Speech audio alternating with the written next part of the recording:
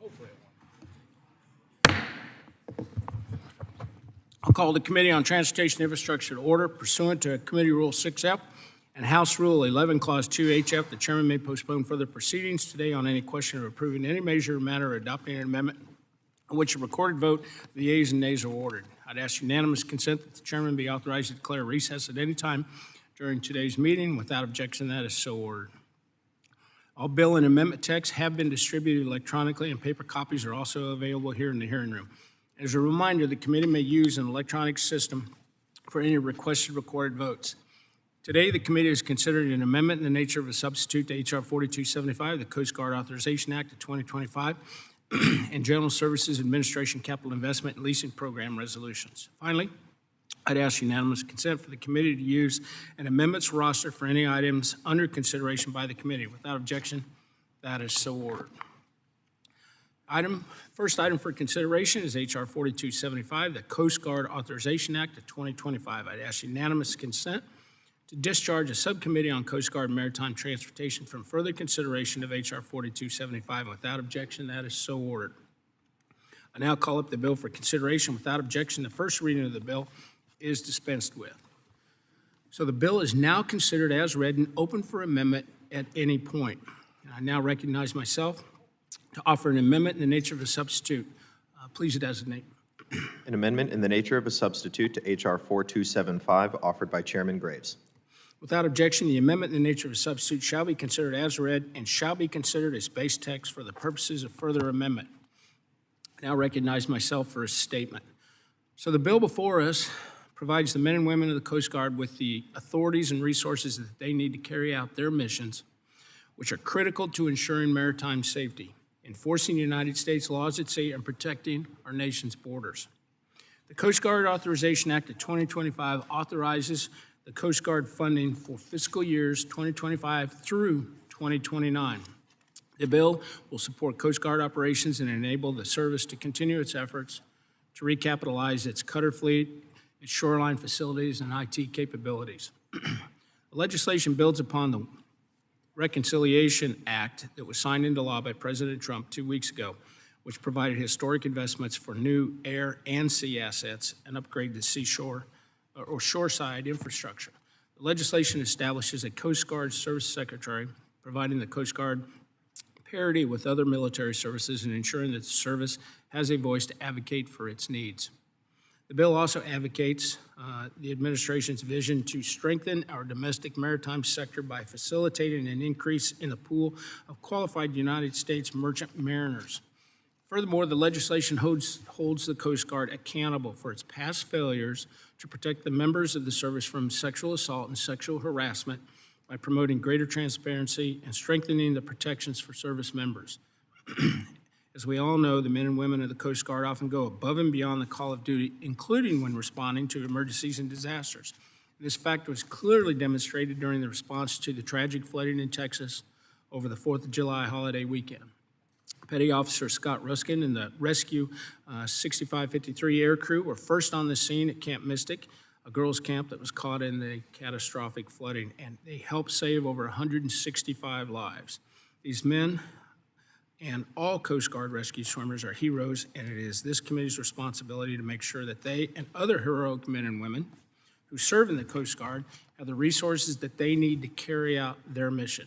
And I appreciate Ranking Member Larson, Subcommittee Chair Ezell, and Subcommittee Ranking Member Carbajal for working to reach a bipartisan agreement on the bill. And I would urge their support for this legislation, all of my colleagues to support this legislation. With that, I yield back and recognize Rick for a statement. Thank you, Chair. I'm pleased to speak in support of H.R. 4275, the ANS for H.R. 4275, the Coast Guard Authorization Act of 2025. It is bipartisan legislation to reauthorize funding for the Coast Guard for fiscal years 25 through 29 and to update programs to help address the persistent issue of sexual assault and sexual harassment in the Coast Guard.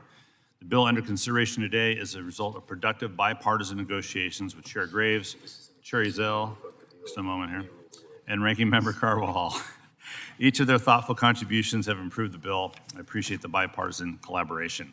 This bill also incorporates priorities from Democratic and Republican members both on the committee and off the committee.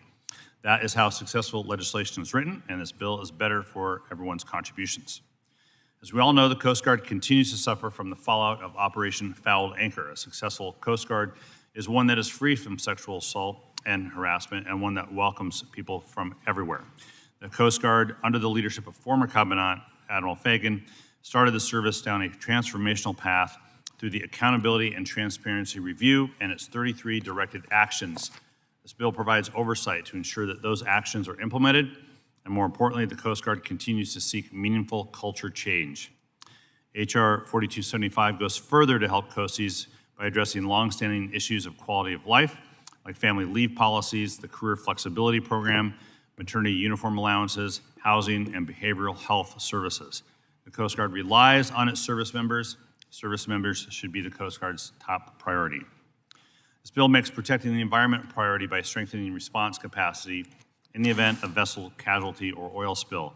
In the Puget Sound, where I live, cross-border collaboration is integral because oil spills know no borders. That's why this bill ensures robust marine firefighting and salvage capacity and directs the Coast Guard to strengthen their emergency response plans with their Canadian counterparts. This bill establishes for the first time a service secretary in the Coast Guard. For too long, the Coast Guard's been neglected in the federal budgeting process. And 2 years ago, former Commandant Admiral Fagan boldly came to Congress and advocated for a $20 billion a year budget. My hope is that the service secretary will freely advocate for a robust, well-funded Coast Guard that preserves and strengthens all 11 statutory missions and ensures a robust standard of life for coasties. Finally, the bill includes vital provisions to begin to address the merchant mariner shortage. Current mariner credentialing program, which the Coast Guard oversees, is an outdated system that still depends on paper applications. Processes and delays impact both existing and new mariners looking to enter the industry, and I appreciate Chair Graves working with me to update the system and modernize the testing and licensing process. These, coupled with other provisions, will begin to address the shortage and bolster national security. In closing, again, I want to thank Chair Graves, the Coast Guard Subcommittee Chair Zell, and Ranking Member Carbajal for the cooperation in drafting this legislation. I look forward to continued collaboration as well as this legislation moves forward. And with that, I yield back. Mr. Zell. Thank you, Mr. Chairman. I'm proud to support the amendment in the nature of a substitute, ANS, to H.R. 4275 and the underlying bill, which you introduced along with myself and Ranking Members Larson and Carbajal. The bill supports the efforts of the Coast Guard to protect the United States water, interdict drugs, stop human trafficking, and promote maritime safety. The Coast Guard Authorization Act of 2025 authorizes funding for the Coast Guard through fiscal year 2029 and makes critical investments enabling the service to meet its growing mission demands. As the Coast Guard works to procure new vessels, aircraft, and shoreside infrastructure with the historic investments made in the One Big Beautiful Bill Act, this legislation includes accountability for those investments and modernizes the contracting process within the service. As the Coast Guard looks to grow its forces, this legislation will support the Coast Guard's efforts to boost recruiting and retention while supporting President Trump's vision to strengthen the domestic maritime base and boost the pool of qualified United States merchant mariners that can mobilize during crisis to operate sea lift assets. The legislation also gives the service an important voice, establishing a Coast Guard Service Secretary as envisioned by my legislation, H.R. 2546, the Secretary of the Coast Guard Act of 2025. This measure also makes important reforms following the revelations of Operation Fouled Anchor, a report detailing improper handling of sexual assaults within the service. As a sheriff, I saw firsthand the harm that these cases impose on victims. I'm pleased that the bill before us strengthens protections for members of the Coast Guard from sexual assault, provides support to victims, and increases transparency within the service and the manner in which such cases are handled. Mr. Chairman, I appreciate your work on this legislation along with Ranking Member Larson and Subcommittee Ranking Member Carbajal. I urge my colleagues to support this bill, and I yield back my time. Salute. You're recognized. Thank you, Mr. Chairman. I, too, would like to express my support for H.R. 4275, the Coast Guard's Authorization Act of 2025. and make special note of the inclusive and bipartisan process we went through to get here. Thanks to this committee's leadership under Chairman Graves, Ranking Member Larson, and Chairman Ezell, this bill will reauthorize, enhance, and support the critical missions of the U.S. Coast Guard to save lives, protect our marine environment, and prioritize our coasties' well-being. The increased authorizations in today's bill signal our confidence in the capability of the Coast Guard to conduct each of its diverse missions. I am proud to speak in support of this bill as it makes significant improvements to the lives of our service members. The bill addresses many issues that I have often spoken about, such as addressing the need for more affordable housing, affordable and better housing. This bill also provides enhancements for our coasties' quality of life, such as family leave policies, career flexibility, tuition assistance incentives, and behavioral health care. Equally important, this bill capitalizes on the extensive work that former Commandant Admiral Fagan did to make institutional changes with the Accountability and Transparency Review in response to Operation Fall Anchor. Our coasties deserve a work environment free of sexual assault and sexual harassment, and this legislation provides oversight and the tools needed for the Coast Guard to prevent these crimes, protect victims, and hold perpetrators accountable. Moreover, I am proud that this bill includes several provisions I sponsored regarding U.S. merchant mariners. The bill tackles long outdated methods for processing mariner credentials by investing in the revamping the Coast Guard's process. This bill will also improve the merchant mariner's credentialing test for ensuring the most relevant and technologically critical elements are included. Removing outdated barriers for mariners to enter the industry will help ensure steady, long-term employment opportunities. This is critical for our national security and overall economic success. Finally, this bill addresses the Coast Guard's ability to respond to various threats to the marine transportation system.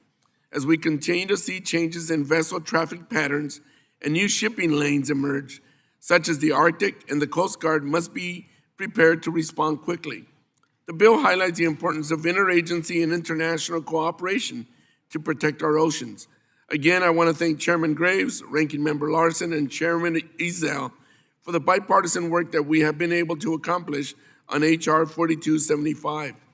I am proud to support this legislation, and I look forward to working to ensure it becomes law. Mr. Chair, I yield back. Does anyone else wish to be heard? Oh, Ms. Kine.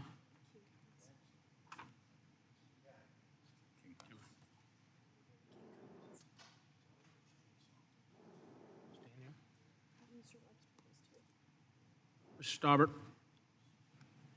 Thank you, Mr. Chairman, and thank you to my colleagues for their hard work on this bill. The Coast Guard Authorization Act of 2025 will provide critical support to the missions of the United States Coast Guard. It will enhance search and rescue operations, reduce drug and human trafficking on our waterways, and safeguard the maritime industry and our supply chains. Importantly, this legislation requires the Coast Guard to produce a strategy detailing how it will complete the design and construction of a Great Lakes icebreaker at least as capable as the Mackinac Cutter. It also requires a Great Lakes pilot program to better meet icebreaking standards. Our national security is closely tied to our ability to produce steel, which relies on iron ore from the mines in my district. The critical maritime supply chain, which transports raw materials from northern Minnesota to steel factories on the southern Great Lakes, necessitates the Coast Guard having adequate icebreaking capabilities. We must do everything possible to prioritize a Great Lakes icebreaker, and I appreciate my colleagues and this committee taking prompt steps to address this matter. It is my hope that we can complement these efforts with adequate funding during the appropriations process. Mr. Chair, I yield back. Mr. Webster. Thank you, Chairman. Appreciate this bill. I'm very pleased to support H.R. 4275, which was introduced along with you and Subcommittee Chair Ezell, Ranking Member Larson, Subcommittee Ranking Member Carbajal. It's timely we're taking up this right after the One Big Beautiful Bill became law. While the bill, which provided much-needed historic down payment of $28 billion on the needs of the Coast Guard or operation systems and other things, remains still some other things that need to be done. Coast Guard has the authorities and resources, so they have the authorities and resources to meet their vital operations. This bill is a result of bipartisan effort. Both sides of the aisle came together to craft legislation that recognizes the important work of Coast Guard does to protect waters, interdict drugs, stop human trafficking, and promote maritime safety. It also establishes a Secretary of the Coast Guard to fight for its service interest when it comes to within the Homeland Security and other parts of the administration. The other armed services have such a secretary and do much better records in keeping assets necessary to carry out their missions. Establishing a Secretary of the Coast Guard is another important step in the right direction to ensure the Coast Guard men and women remain a priority for many in the administration and many years to come. I am thrilled that the focus of President Trump and Secretary Noem have on the Coast Guard, and hopeful that this year will be a year where the Senate also moves important legislation and becomes law. I urge my colleagues to support this bill and yield back. Ms. Kine-Hines. Thank you, Chairman Graves, Ranking Member Larson, Chairman of the subcommittee, and members of this committee.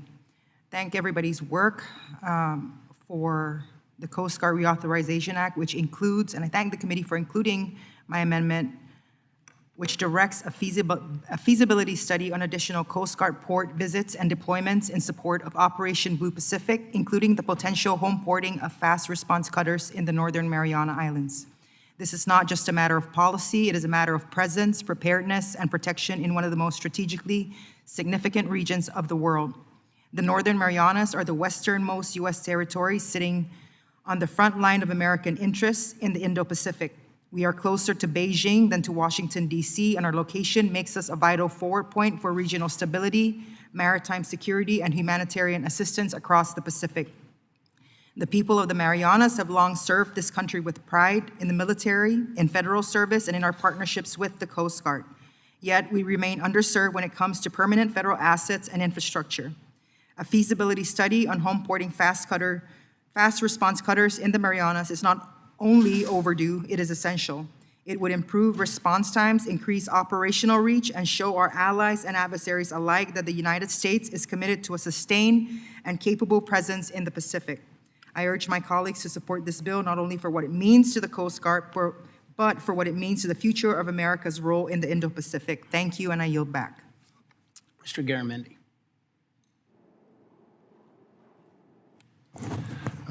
Thank you, Mr. Chairman, and thank you for your previous years of help on the crewing of offshore activities, both oil and gas as well as wind, and Mr. Larson the same.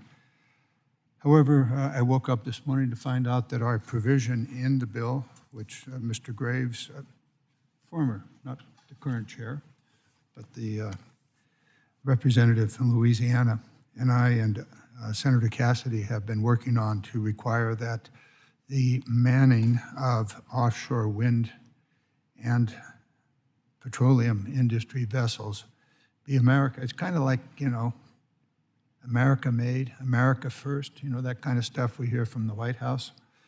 So I woke up this morning to find that our provision that we've been working with and had broad support in this committee suddenly disappeared. And so here we are with a bill that is going the opposite direction of what this committee has been traveling, that is to provide American jobs and American vessels for the offshore wind and the petroleum industry. So it's a big step backwards. It's a bit of a disappointment to find out that that provision has been stripped out of the bill.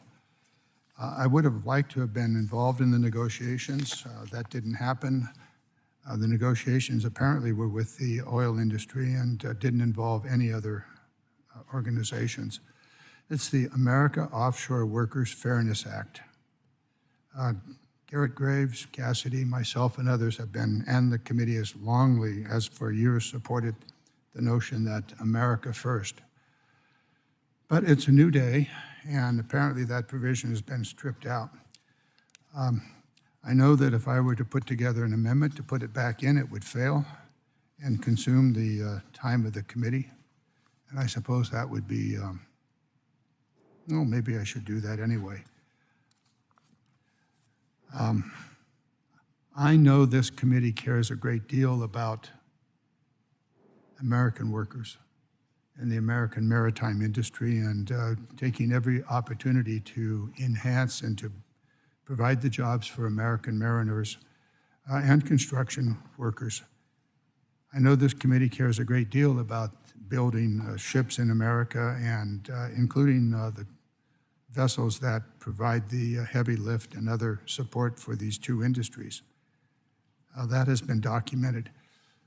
I'll have a conversation with Mr. Perry, who I understand is the advocate for anything but America first. Well, where do we go from here?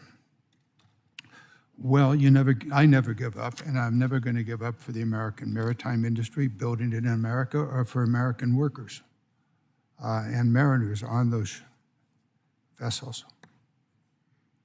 So it's a bit of a disappointment to find out where we are this morning. I have a wonderful, positive statement that turned out to be useless, given what actually happened sometime in the dark of the night.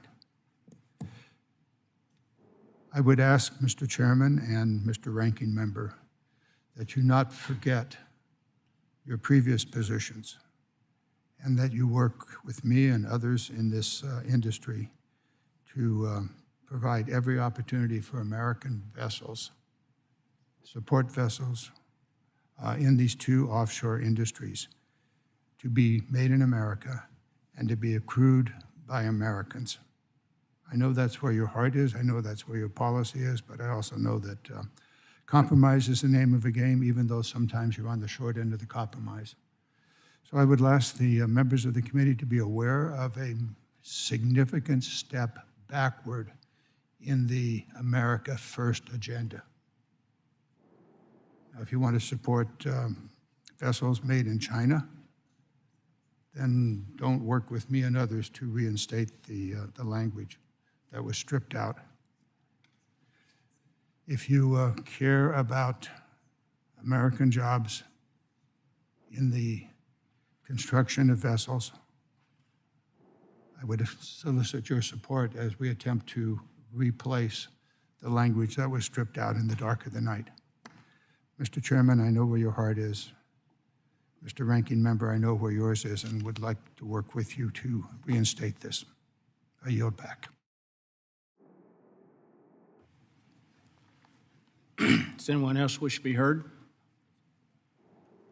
Seeing no one, we are now considering the bill for amendments, and I have a manager's amendment at the desk. Please designate. Manager's amendment to the amendment in the nature of a substitute to H.R. 4275, offered by Chairman Graves. Without objection, the amendment will be considered as read.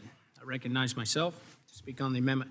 So the manager's amendment contains some technical edits as well as several amendments from our colleagues. For example, the amendment includes reports on Coast Guard assets in the Pacific and hazards to navigation in the East Rockaway Inlet. It requires briefings on heavy weather vessels.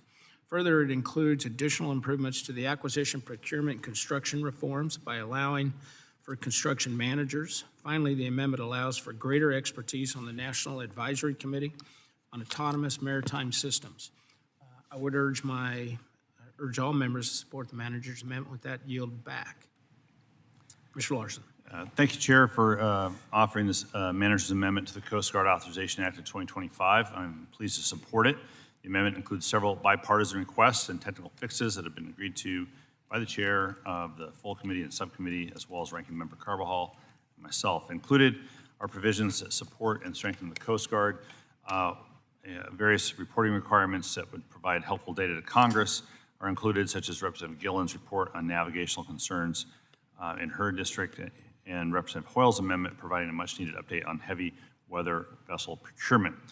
The Maritime Administration's procurement of the National Security Multi-Mission Vessel for the State Maritime Academies was one of the most successful vessel procurements in recent history due to their use of a vessel construction manager. As a result, the manager's amendment includes the authorization for the Coast Guard to use a vessel construction manager in future procurements. In closing, again, Mr. Chair, I want to thank you, thank Chair Ezell and Ranking Member for their work to include member priorities and reiterate my support for the manager's amendment. With that, I yield back.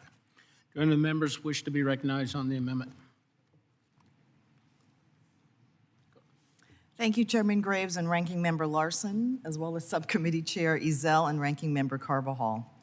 This bill authorizes crucial investments in shoreside infrastructure, support for service members and their families, and security protections for ports and waterways that put the service on a strong path for growth as polar, Indo-Pacific, and other mission demands escalate. I'm speaking in support of the manager's amendment, which includes a crucial provision to ensure that longshore workers have a voice in our national conversation about the use and regulation of autonomous maritime systems. In short, we want to make sure they have a seat on the National Advisory Committee on Autonomous Maritime Systems. Representing the Puget Sound, where maritime industry is a key economic driver and integral to our regional identity, this is crucially important. As automation and new technologies emerge and reshape how our ports operate, we have a responsibility to ensure that all impacted stakeholder groups, especially workers, are included in discussions that will define the future of the maritime industry. I want to thank the committee for making sure that longshore workers' unions, in addition to merchant mariners' unions, are part of the new National Advisory Committee on Autonomous Maritime Systems that this bill creates. Including the longshoreman's perspective will give us a more complete understanding of how automation is affecting and can affect ports and port operations as new technologies come online. We must account for how automation impacts not only the maritime industry itself, but also the workers represented and employed in the industry. I want to thank the committee for including this provision, and I yield back the balance of my time. Thank you, Ms. Strickland. Does anyone else wish to salute? Thank you, Mr. Chairman. I'm pleased to support this non-controversial manager's amendment to the bill that continues to demonstrate the good work of the committee. This bipartisan amendment has been worked out in a consultation with Chairman Graves, Ranking Member Larson, and Chairman Ezell, and I urge all members to support it. In addition to technical fixes to the original bill text, this amendment includes provisions offered by members of this committee to strengthen the Coast Guard by reporting on waterway navigability, updating heavy weather boat procurement, making improvements to acquisition programs, and raises the minor construction limit to allow the Coast Guard to move more quickly on certain projects. I thank the members of both sides for their proposals and for their inclusion in a manager's amendment. In all, it is an amendment that improves the bill. I once again want to thank Chairman Graves on his leadership and cooperation in crafting this amendment. I urge all members to support this amendment and support the underlying bill. Thank you, Mr. Chairman. I yield back. Ms. Gillen. Thank you, Mr. Chairman. I'm proud to support the manager's amendment, which includes my amendment to require the Commandant of the Coast Guard to report to Congress on improving navigation in the East Rockaway Inlet off the south shore of Long Island. Mr. Chairman, East Rockaway Inlet is a critical federal navigation channel which Long Islanders rely on both for commercial and recreational boating and fishing. While the U.S. Army Corps of Engineers is responsible for maintaining dredging of the inlet, the Coast Guard maintains markers and buoys to aid in navigation and keep our boaters safe. Unfortunately, I've heard from constituents that due to shoaling, the water is too shallow in many parts of the inlet and buoys there are missing or misplaced, making it very difficult for boaters and fishermen to safely navigate the channel. Incorrectly placed buoys and markers could cause boats to run aground on the sand, threaten commercial towing through the channel, and undermine safe navigation for all. That is why I offered this amendment to require the Commandant of the Coast Guard to examine the issue and report back to Congress with concrete recommendations to address the hazards in the East Rockaway Inlet and present a plan to update the aids to navigation there to keep our boaters safe. I'm grateful to Chairman Graves and Ranking Member Larson for including my amendment in the bipartisan manager's amendment, and I look forward to working with the Coast Guard and this committee on this important issue. I'd also like to take this opportunity to express my support for the underlying Coast Guard authorization bill the committee is advancing today, which will help strengthen our national security and support the men and women of the U.S. Coast Guard, including those that I met at Coast Guard Station Jones Beach, these folks right here. I'm also grateful that this legislation includes a common sense bipartisan bill I co-sponsored with my colleague, Representative Addison McDowell, to help the Coast Guard respond to opioid overdoses. Our brave Coast Guardsmen and women are the first line of defense against illegal drug trafficking on our waters. And this legislation will ensure that they have the tools that they need to combat opioid overdoses and close loopholes that drug traffickers seek to exploit. Thank you, Mr. Chairman. In closing, I encourage all of my colleagues to join me today in supporting this amendment and the underlying legislation, and I yield back. Ms. Hoyle. Thank you, Chairman Graves and Ranking Member Larson. In a storm, every second matters, and off Oregon's coast, these seconds can mean the difference between life and death. For 60 years, that meant relying on special purpose craft, heavy weather vessels.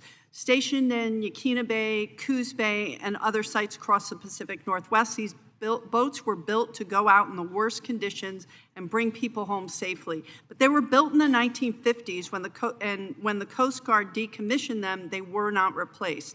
Since then, the Coast Guard has used 47-foot motor lifeboats, which cannot operate as reliably in the hazardous conditions that we see in Oregon and across the Pacific Northwest every year. That's why the second-generation special purpose craft heavy weather fleet is so important. These new 64-foot vessels will be stationed at the same Pacific Northwest ports as their predecessors and will support deep water research, search and rescue, towing large boats in distress, and environmental and law enforcement response. We need to get these boats in the water now, but we still don't have a clear deployment timeline, and lives are at stake. My amendment ensures the Coast Guard updates the Yaquina Bay and Coos Bay Coast Guard about when we can expect these new vessels and better understand any challenges in getting them deployed so we can move those aside and get these boats built. I'd like to thank Chairman Graves, Ranking Member Larson for recognizing the importance of the issue and for including my amendment in the manager's amendment, and I yield back. Do any members wish to be recognized?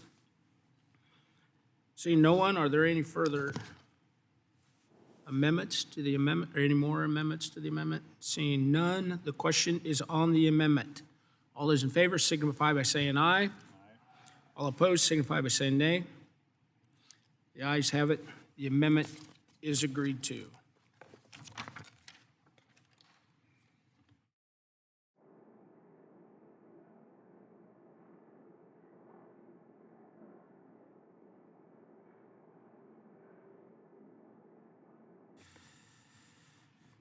For what purposes, Ms. Colton, seek recognition? I have an amendment at the desk, sir. Please designate. 34. An amendment to the amendment in the nature of a substitute to H.R. 4275, offered by Ms. Skolton of Michigan, number 034. Without objection, the amendment would be considered as read. Hillary, you're recognized. Thank you so much, Mr. Chair, Mr. Ranking Member. I am grateful to the committee and the subcommittee for their leadership and hard work on this incredible bill, which is going to bolster support for our United States Coast Guard, invest in shoreside infrastructure, root out and end instances of sexual assault and harassment, and improve acquisitions, including a new strategy to design and construct another Great Lakes icebreaker. This bill does so much for our coasties. But it doesn't do enough, sir. On July 4, 2025, as waters rose to deadly levels on the Guadalupe River in Texas Hill Country, Coast Guard Petty Officer Scott Ruskin rushed to danger, saving 165 people, mostly children, during the Independence Day flood. He's an American hero. Coasties like Officer Ruskin should not have to worry when they are putting themselves in harm's way whether or not they will get paid for doing the job that they signed up to do. If Congress can't do its job and fund our government. So to further support our Coast Guard, I am proud to introduce my bipartisan bill, the Pay Our Coast Guard Parity Act, as an amendment to this reauthorization. This amendment is simple, but it is absolutely critical. We have to pay our Coasties on time for their service during federal shutdowns. In 2019, Coasties went 35 days without a paycheck, without childcare support, without survivor benefits. We cannot make our heroes wait and wonder when or even if they'll get paid because we as members of Congress can't do our jobs. I wish that we lived in a world where we could guarantee no lapses in appropriations, but sadly, it's not only the case, but it is becoming more common on both sides of the aisle. As we face another potential lapse in federal dollars this September, our committee cannot forget. We cannot forget our Coast Guards. During the president's previous term, we saw the longest shutdown in U.S. history. When Coasties have to go without pay, they get distracted, worried about their families. We need them focused on their jobs. We get paid during a shutdown, and Coasties certainly deserve the same. Not paying them is morally wrong, and it's catastrophic for retention and recruitment. Sir, I know that you are supportive of paying our service members across the board, and regardless of the branch that they serve in. I do too, but this committee has a unique responsibility for oversight and protection of our Coasties in particular. Therefore, it's up to us to pass this bill. Now, we know that this was not included originally because of the cost that CBO put on this, but I would like to take this opportunity to emphasize that this bill would effectively cost $0. We are not asking for new money or more money for the Coast Guard. We are simply asking to pay our service members what they have earned and on time. Out of respect to you, sir, and our ranking member in the four corners of this agreement, I'm going to be withdrawing this amendment, Mr. Chair.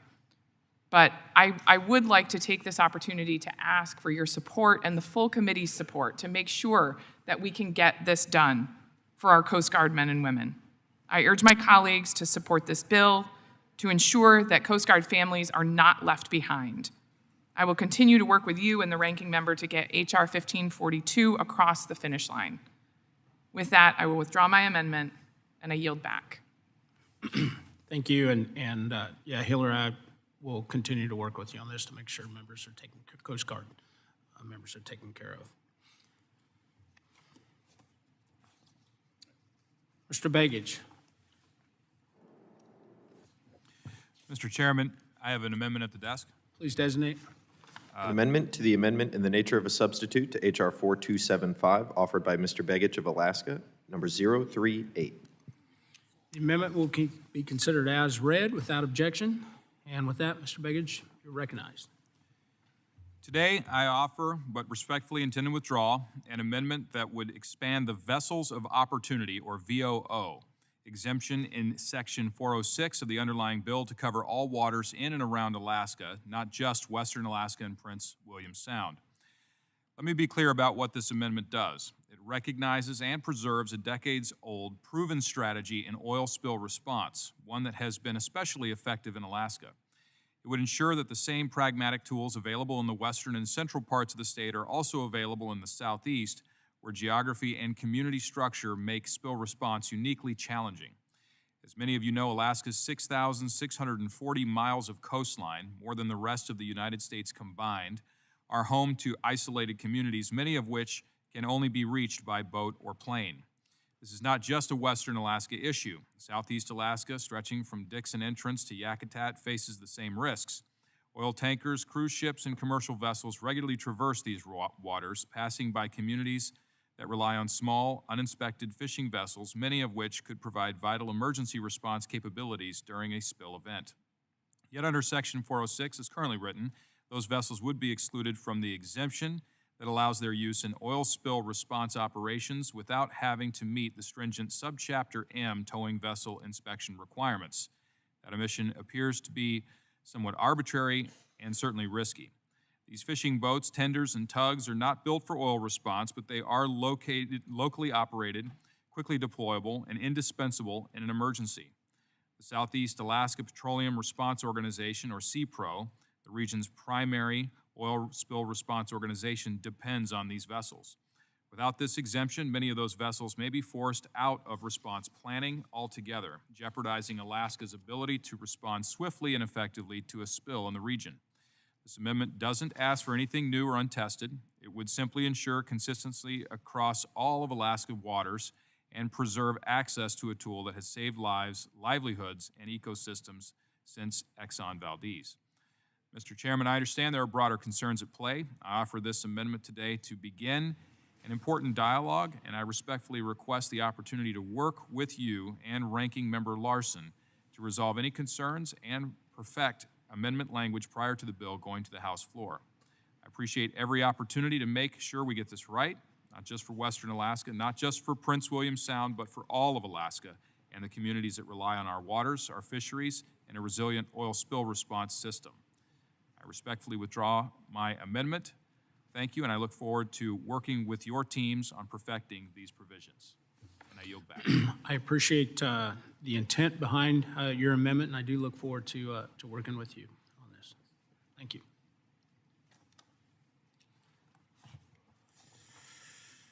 Ms. McDonald-Rivet. I have an amendment at the desk. Designate. An amendment to the amendment in the nature of a substitute to H.R. 4275, offered by Ms. McDonald-Rivet of Michigan, number 021.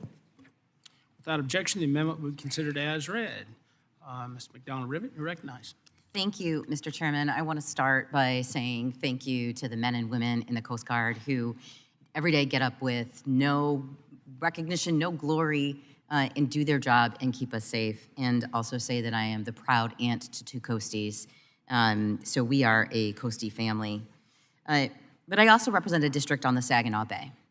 And the Coast Guard aggressively reorganized its staffing at facilities across the country, and in doing so, has created blind spots in our response to water emergencies.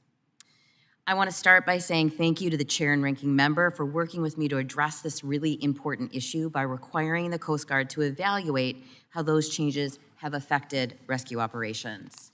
I'm offering this amendment to build on that effort, requiring the Coast Guard to take the findings of that important report and use them to restore 24/7 coverage at facilities that were hit hardest by these cuts, including the Saginaw River Station in my district. Every year, there are hundreds of drownings and boating incidents throughout the Great Lakes, requiring dedicated and rapid search and rescue operations, and the Coast Guard has always played a critical role in these life-saving missions. However, last year, the U.S. Coast Guard cut 24/7 and rescue operations at a number of facilities, including the Saginaw River Coast Guard Station, leaving critical gaps. I've personally spoken with law enforcement organizations in our district that have been left to pick up the slack, and their operations were already stretched thin. 2 weekends ago, we saw a 6-year-old girl who disappeared on the water, and we saw an hour-and-a-half response time before we got Coast Guard support for that. She luckily was found safe, but we don't want to have a tragedy here.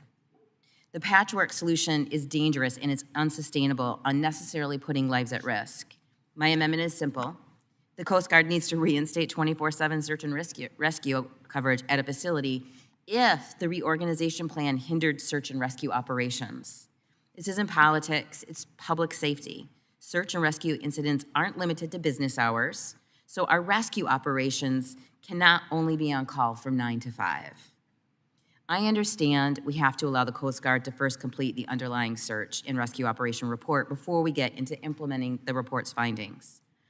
It is with the full expectation that the Coast Guard will prioritize restoring search and rescue operations based on those findings that I now withdraw that amendment and look forward to working on a long-term solution. Thank you, and I yield back. Absolutely, Kristen, we'll be working with you. Moving on, Mr. Webster, what reason do you seek recognition? Mr. Chairman, I have an amendment at the desk. Please designate. An amendment to the amendment in the nature of a substitute to H.R. 4275, offered by Mr. Webster of Florida, number 021. Without objection, the amendment will be considered as read. Mr. Webster, you're recognized. Thank you, Chairman Graves. My amendment would make permanent current Coast Guard authority to enforce safety zones in the exclusive economic zone, EEZ, for space activities. 2020, 2 NASA astronauts returned in a spacecraft from their successful mission.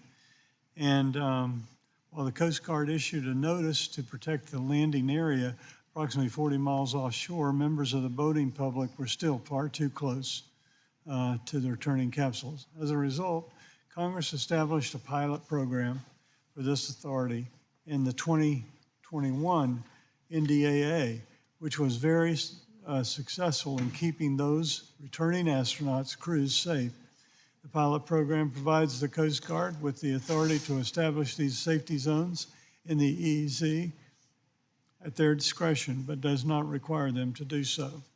I greatly appreciate the work of the chairman and ranking member to include an extension of the current pilot program through 2029 in the ANS before us today. My amendment would make this authority permanent, consistent with what this committee offered in fiscal year 2027 Coast Guard reauthorization. I will withdraw the amendment, but I look forward to working with the chairman and ranking member as this bill moves forward to the floor to support Coast Guard and their space program in this effort. Yield back. Absolutely. Mr. Webster, I understand the intent and look forward to working with you on this moving forward.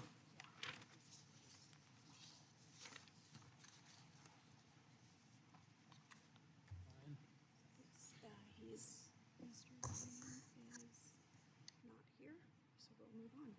Okay. Mr. Moulton? He's not here. Okay. Is Mr. Moulton here? No, we don't expect him. Okay, then we're on to Mr. Begich. Mr. Begich.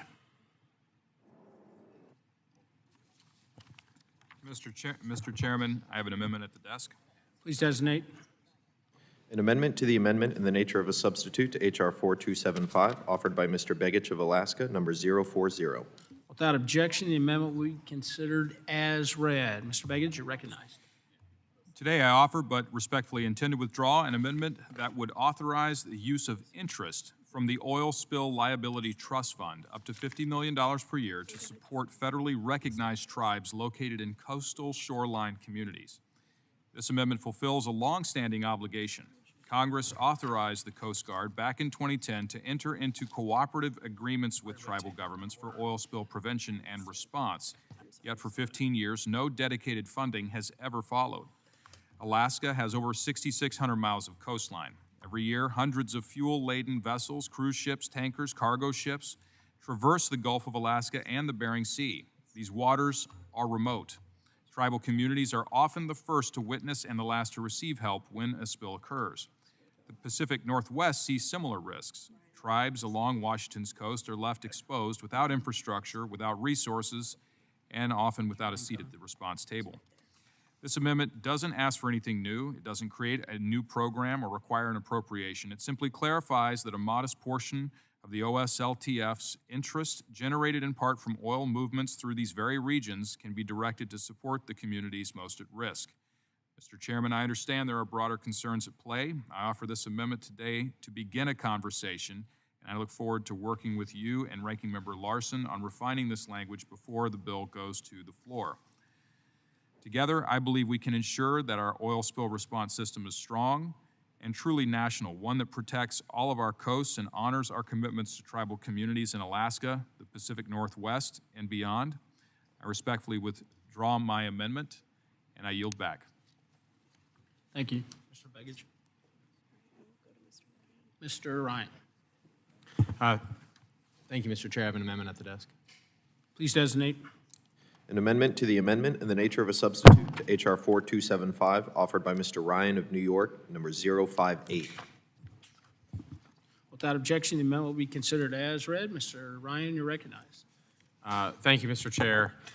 My amendment is straightforward and builds on work that we've done in a bipartisan manner through this committee with your and the ranking member support over the last, going back to the last Congress. It would insert the text of my bipartisan legislation co-sponsored by my colleague Congressman Mike Lawler from the Hudson Valley, called the Hudson River Protection Act into this year's Coast Guard Authorization Act. With your leadership and support and the ranking member, we did that in the last iteration of the Coast Guard reauth, and my amendment would do the same in this version.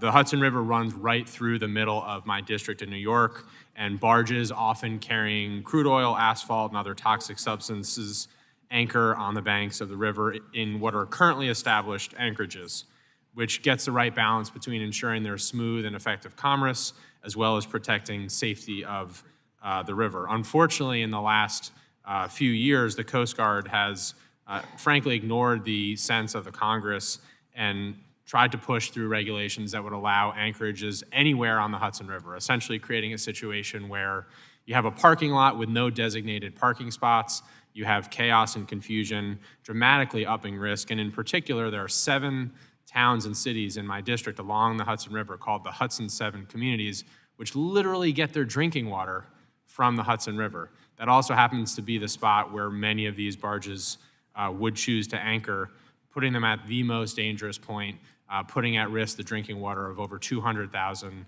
of my constituents.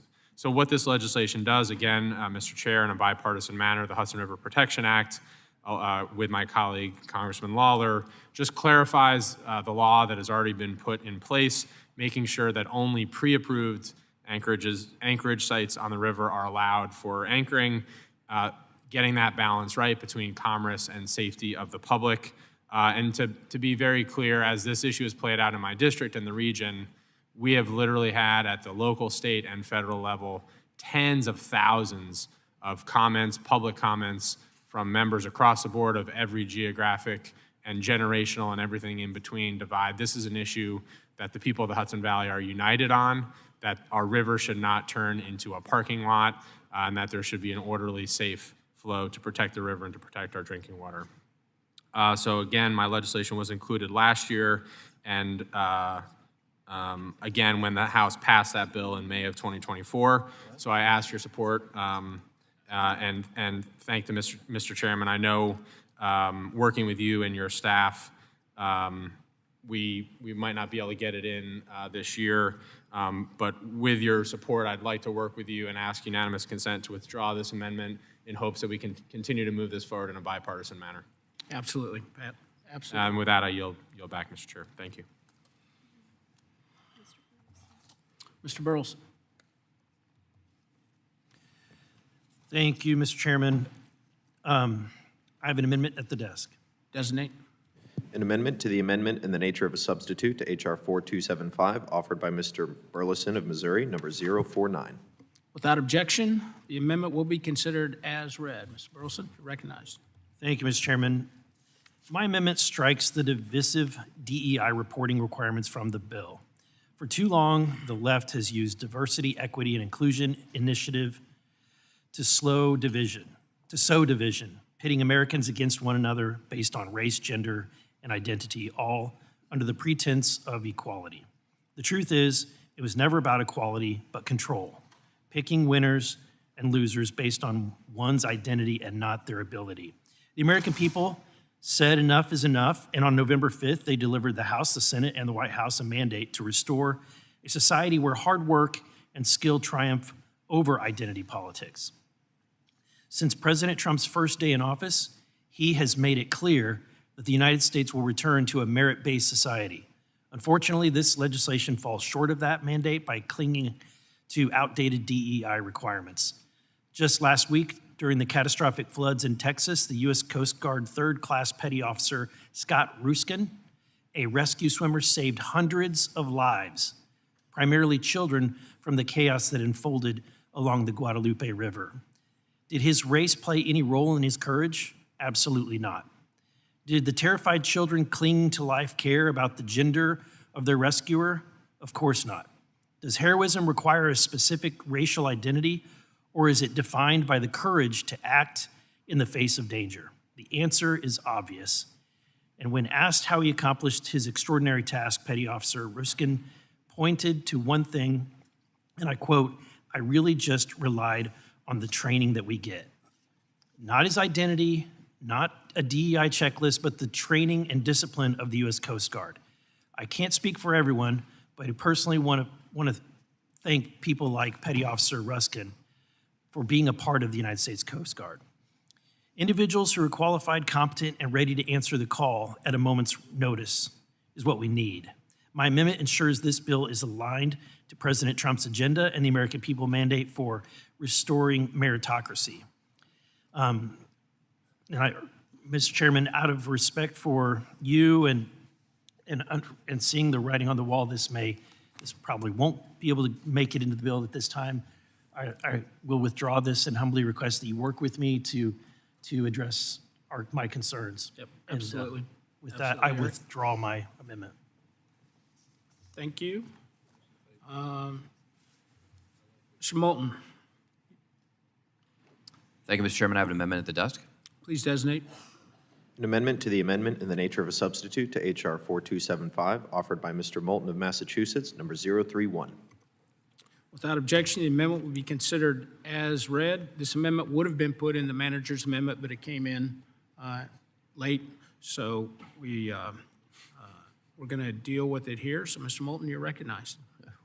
Well, I apologize and appreciate your admonition, Mr. Chairman. In April, the Coast Guard issued a proposal to remove 350 buoys in the Northeast, thousands across the country. The plan was touted as a modernization tactic, but behind the scenes, harbor masters are hearing that this is purely a DOJ-motivated cost-cutting measure that will put boaters at risk. I support modernizing our maritime infrastructure and embracing innovative navigation technologies, but innovation should complement, not replace, safety infrastructure. Modernizing our navigation system is the right goal as long as we do it responsibly and without compromising safety. So let's be clear, as technology has evolved, so has navigation, but not for everyone. There are thousands of vessels out there without GPS, and buoys are often the first and last line of defense for safety. Buoys also stand as the last line of safety when GPS fails or digital screens become too difficult to read during adverse conditions on the water, even if you have some of the most advanced technology.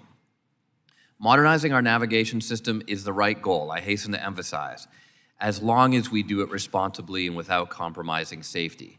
Unfortunately, this current proposal, which will remove 24 buoys in my district alone, needs further review. Here's one example.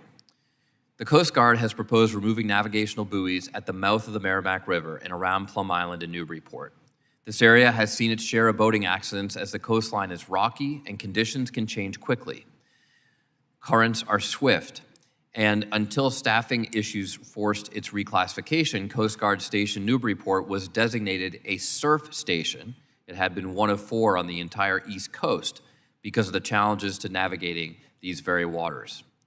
Before we start removing aids to navigation, we need a comprehensive data-driven study to determine where they are still essential, especially for mariners who don't rely on GPS or advanced electronics. Thank you, Mr. Chairman. I yield back. Does anyone else wish to be heard on the amendment? Mr. Chairman, Zell. the Coast Guard contracting process is broken. That's why I worked hard to include numerous reforms in the underlying bill. Specifically, the legislation includes a provision Mike, that will ensure that the service does not award contracts Mr. solely. Zell, Yes, I think you're on the wrong amendment. I yield back. You're still welcome to support it if you'd like, sir. Does anyone else wish to be heard on the amendment? I do support the amendment. Are there any amendments to the amendment? Seeing none, the question is on the amendment. All those in favor signify by saying aye. Aye. All opposed signify by saying nay. The ayes have it. The amendment is agreed to.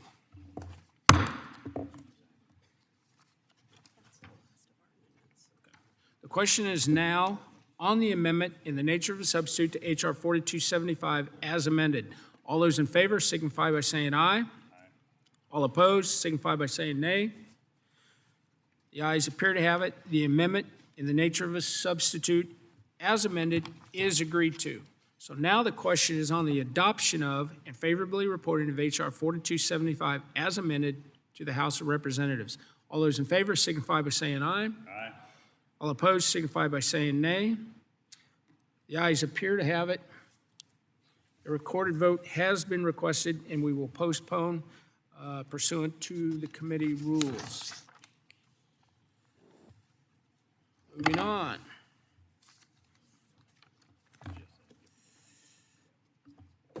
As noted,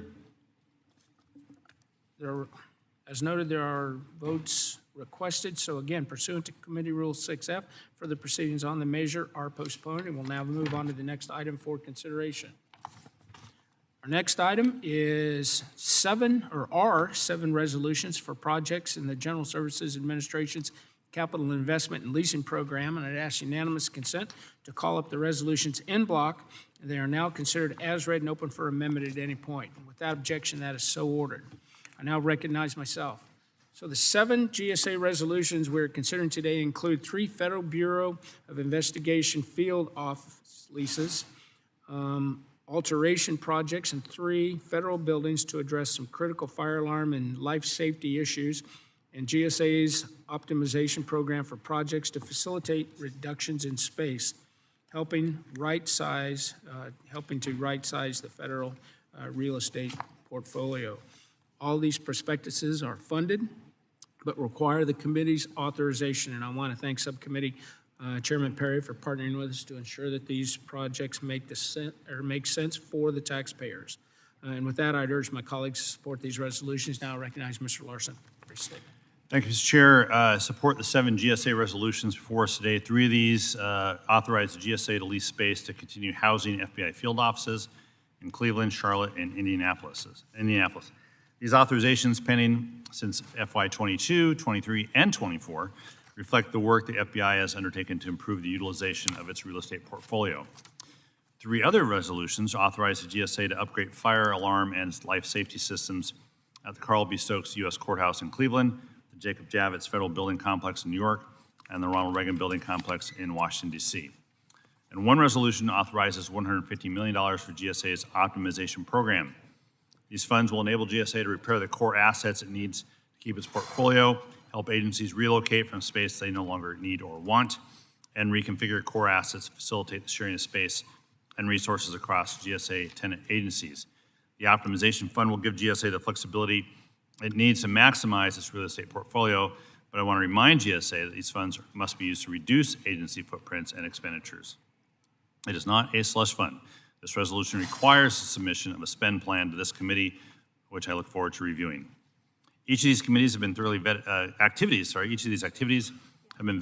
thoroughly by GSA, OMB, and the agencies themselves, and have passed the Senate Committee on Environment and Public Works as well. I support these resolutions and urge my colleagues to do the same. I yield back.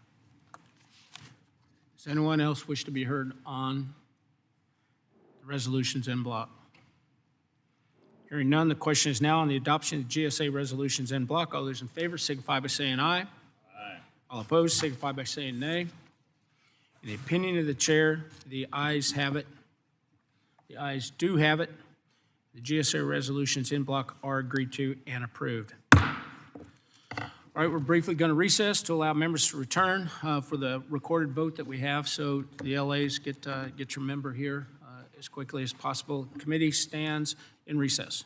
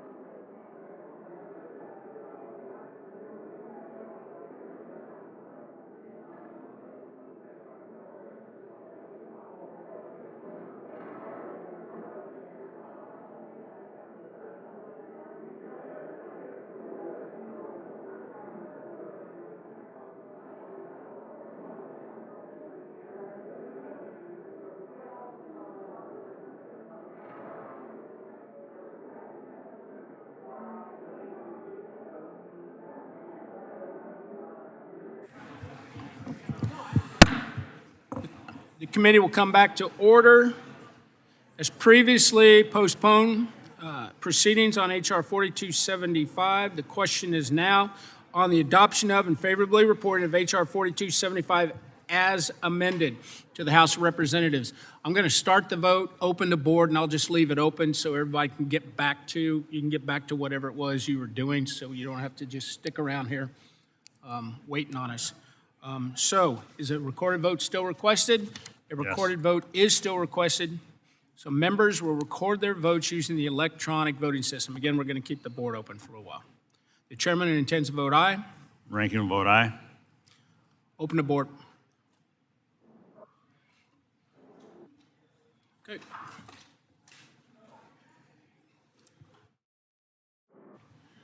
Thanks, everyone, for coming.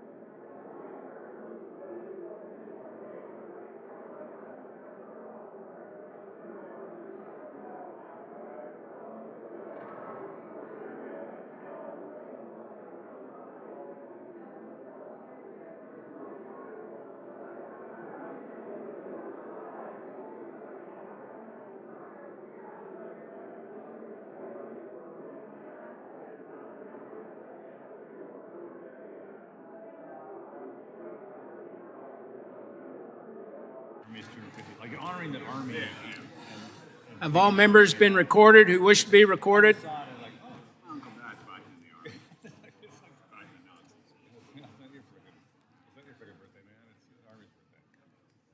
Do any members wish to be or wish to change their vote?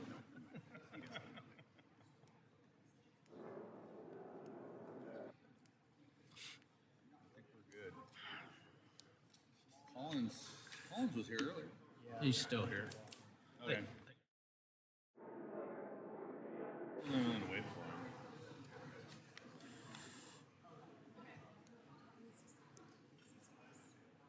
Right, hearing no one.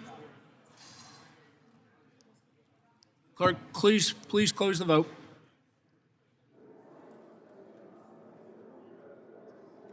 Mr. Chairman, on that vote, there are 60 yeas and 0 nays. My vote is 60 yeas and 0 nays. The bill as amended is agreed to and ordered favorably reported to the House. Without objection, the motion to reconsider is laid on the table.